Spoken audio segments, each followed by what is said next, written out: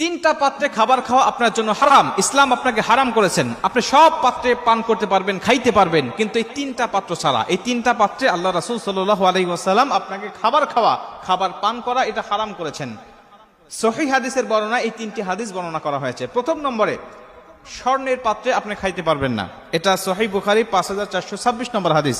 স্বর্ণের পাত্রে 2 নম্বরে খাবার খেতে পারবেন না, আল্লাহ রাসূল বলছেন। বুখারী শরীফ 5534 নম্বর হাদিস। আল্লাহ রাসূল সাল্লাল্লাহু আলাইহি ওয়াসাল্লাম বলেছেন, রূপার পাত্রে তোমরা খাবার খাইতে পারবে না। এ মুসলমান বন্ধু আমার, খুব মনোযোগ দিয়ে শুনে নিবেন। আল্লাহ রাসূল বললেন, যেই ব্যক্তি রূপার পাত্রে খাবার খায়, ওই ব্যক্তি পেটের মধ্যে যা ঢোকালো সব জাহান্নামের আগুন ঢোকালো। বা করব 3 নম্বরে, যেই সমস্ত হালাল পাত্র কিন্তু নাপাকি হয়ে গেছে, এটা পবিত্র করার আগ পর্যন্ত খাবার খাবেন না। অথবা কিছু নাপাকি পাত্র রয়েছে, হারাম পাত্র রয়েছে, এই সমস্ত হারাম পাত্রে আপনার খাবার